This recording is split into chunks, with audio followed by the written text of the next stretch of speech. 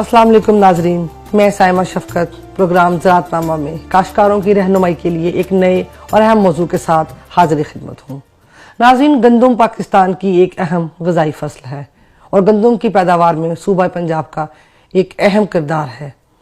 इसी मुनासबत से आज के प्रोग्राम में हम बात करेंगे गंदम की निगहदाश्त के बारे में, और इस मौजू पे बात करने के लिए आज हमने अपने स्टूडियो में दावत दी है डॉक्टर जावेद अहमद को, जो कि डायरेक्टर हैं शोबा गंदम अयूब ज़री तहकीकाती इदारा फैसलाबाद में। अस्सलाम वालेकुम डॉक्टर साहब, अपने प्रोग्राम में मैं आपको खुशामदीद कहती हूँ।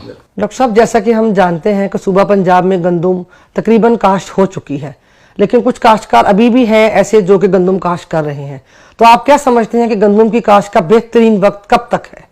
जो बेहतरीन वक्त था, जैसे हम बार बार अपने प्रोग्रामों के ज़रिए बताते रहे कि 20 नवंबर तक बेहतरीन वक्त होता है, लेकिन ज़ाहिर है फार्मर मुख्तलिफ मजबूरियों की वजह से लेट हो जाते हैं, प्रीवियस क्रॉप की वजह से। तो अब जो फार्मर रह गए हैं जिन्होंने अब गंदम काश्त करनी है, उनको चाहिए कि पूरी कोशिश करके बिजाई जो है नवंबर में ख़त्म करें। तो उसके लिए मुख्तलिफ तरीक़ाकार हैं। जैसे अब अगर किसी ने रौनी नहीं की तो अब रौनी के चक्कर में ना पड़े, अब वो खुश्क बिजाई कर ले, खुश्क बिजाई करके उसके बाद फौरी तौर पे खेत को पानी लगा दें। तो इससे वक्त की बचत होती है और प्रॉपर स्टैंड होता है। इसमें सिर्फ ये एहतियात करने की ज़रूरत है कि अब जो खुश्क बिजाई करनी है उसमें बीज की गहराई हमें 1 इंच के अंदर रखनी है। 1 इंच से ज़्यादा गहरा नहीं जाना चाहिए बीज, क्योंकि उसके बाद जब पानी लगाते हैं अगर ज़्यादा गहरा बीज गया है तो उगाव में मुश्किल आती है। डॉक्टर साहब, अगर काश्त के बाद गंदम की फसल का उगाव कम हो तो उसके लिए काश्तकारों को क्या करना चाहिए? जब तक पूरी पॉपुलेशन नहीं होगी खेत में प्लांट्स की तो अल्टीमेटली पैदावार कम होगी। तो अगर अब खेत में जो उगाव है वो कम है लेकिन बहुत ज़्यादा कम नहीं है, तो फिर गंदम का उसी वैरायटी का बीज लेके उसको 6 से 8 घंटे भिगो के उसको हाथ वाली पोर से या फरोज बना के केरा कर लें। ठीक है। तो अगर बहुत ज़्यादा उगाव कम है और खेत में वतर भी नहीं है तो फिर पानी लगा के तो उसमें गप छट की शक्ल में उसका छटा करें, और ख़ास तौर पे उन एरियाज़ को टारगेट करें जहाँ पे उगाव ज़्यादा कम है। तो इस तरह से, लेकिन यहाँ भी बीज को भिगोया होना चाहिए पहले से, ताकि वो जल्दी स्प्राउट कर जाए और बाकी के साथ जल्दी प्लांट्स मिल जाएं। डायरेक्टर साहब, काश्तकारों को बताइएगा कि गंदम की फसल के लिए खादों का इस्तेमाल किस वक्त और किस तनासब में करना चाहिए? जी देखें, नॉर्मली जो है वो फास्फोरस और पोटाश तो जैसा कि हमने रिकमेंड किया हुआ है कि वो बिजाई के वक्त डालनी है, और नाइट्रोजन की पहली किस्त। तो अब वो लोग जिन्होंने ये फास्फोरस और पोटाश डाल ली थी, अब वो पहली आपाची के वक्त नाइट्रोजन की दूसरी किस्त डालेंगे। तो वो आप छटा करके पानी लगा दें, या जो रेतले इलाके हैं उनमें आप पानी लगा के फिर छटा करें फौरी बाद, क्योंकि उसमें ज़रा लीच ज़्यादा हो जाती है ना रेतला इलाका होने की वजह से। लेकिन इसके साथ साथ बहुत सारे ऐसे भी काश्तकार भाई हैं जो फास्फोरस या पोटाश का इस्तेमाल बिजाई के वक्त नहीं कर सके, मुख्तलिफ वजूहात की वजह से, दस्तयाबी ना होने या इकोनॉमिकल रीजन से। तो उनके लिए भी अब वक्त है कि वो पहली आपाची के साथ फास्फोरसी खादें भी इस्तेमाल कर सकते हैं, क्योंकि इनका इंतहाई ज़रूरी है। ये फास्फोरस और पोटाश अगर इस्तेमाल नहीं की जाएगी, सिर्फ नाइट्रोजन इस्तेमाल करेंगे तो वो पैदावार जो है वो पैदावारी हदफ अपना पूरा नहीं कर पाएंगे।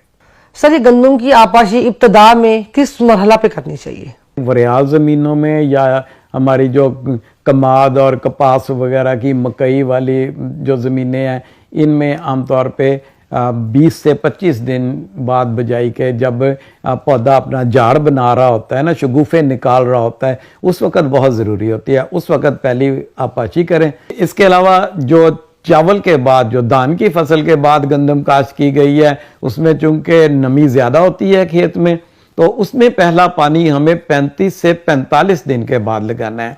वो 20 से 25 दिन बाद यहाँ पानी नहीं लगाना। तो यहाँ 35 से 45 दिन के बाद पानी लगाएंगे तो उससे बेहतर नताइज मिलेंगे। डॉक्टर साहब, जैसा कि हम जानते हैं कि जड़ी बूटियाँ पैदावार में कमी का बायस बनती हैं, तो काश्तकार जड़ी बूटियों की मौसर तलफी के लिए क्या हिकमत अमली इख्तियार करें? जड़ी बूटियाँ हमारा गंदम की जो फसल है उसका सबसे बड़ा दुश्मन जड़ी बूटियां हैं, क्योंकि ये हर चीज़ जैसा कि पानी, खाद, रोशनी, इन सब में हिस्सेदार बनती हैं और कुदरती तौर पे इनकी ग्रो करने की एबिलिटी गंदम की क्रॉप से ज़्यादा होती है, तो ये ज़्यादा हिस्सा खाद और पानी का ये ले जाती हैं। इसके साथ साथ ये मुख्तलिफ बीमारियों और कीड़ों मकोड़ों के लिए भी शेल्टर का काम करती हैं, उस पर वो ग्रो करते हैं, तो इसलिए इनका खात्मा इंतहाई ज़रूरी है। इसके लिए आम तौर पे दो तरह की जड़ी बूटियाँ होती हैं, एक चौड़े पत्तों वाली, एक बारीक पत्तों वाली। तो चौड़े पत्तों वाली जड़ी बूटियाँ जल्दी उग आती हैं, तो पहले पानी के बाद जब वतर हालत में हम जड़ी बूटी मार दवाई है चौड़े पत्तों वाली उसका इस्तेमाल करें, और जब दूसरे पानी के बाद जो है उस वक़्त आप नोकीले पत्तों वाली जहरों का इस्तेमाल करें। तो जहरों के इस्तेमाल में कुछ बातों का ख्याल रखना बहुत ज़रूरी है। एक तो ये कि ज़्यादा जब नमी हो ना, सुबह के वक्त जब ओस पड़ी होती है प्लांट पे, उस वक़्त स्प्रे नहीं करना। अगर बारिश की पेशगोई है तब भी आप स्प्रे ना करें, क्योंकि ज़्यादा धुंध के हालत में भी स्प्रे जो है वो कम इफ़ेक्टिव हो जाती है। इसके साथ साथ 120 लीटर तकरीबन पानी इस्तेमाल करें, और जो टी जेट नोज़ल या फ्लैट फैन नोज़ल जिसको कहते हैं उससे इसका इस्तेमाल करना है, और कोशिश करनी है कि एक जगह पे 2 दफ़ा दवाई ना पड़े, क्योंकि इस तरह से बाज़-औक़ात वो गंदम के पौधों को भी नुकसान करती है। डॉक्टर साहब, प्रोग्राम के आखिर में आप गंदम के काश्तकारों को क्या पैगाम देना चाहते हैं?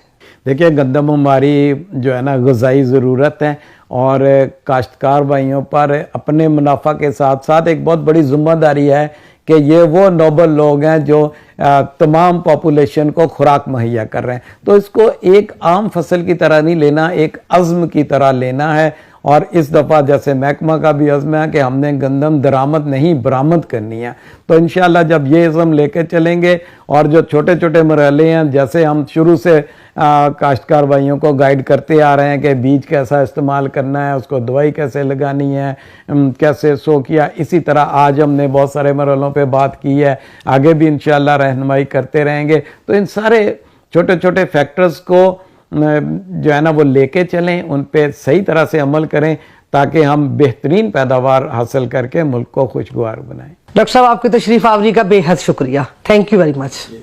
उम्मीद करती हूँ नाजरीन आज का प्रोग्राम आपके लिए मुफीद साबित होगा। मज़ीद मालूमात और रहनुमाई के लिए हमारा यूट्यूब चैनल ज़राअतनामा ज़रूर सब्सक्राइब करें, और अपना फीडबैक अपने कमेंट्स के ज़रिए हम तक ज़रूर पहुँचाएँ।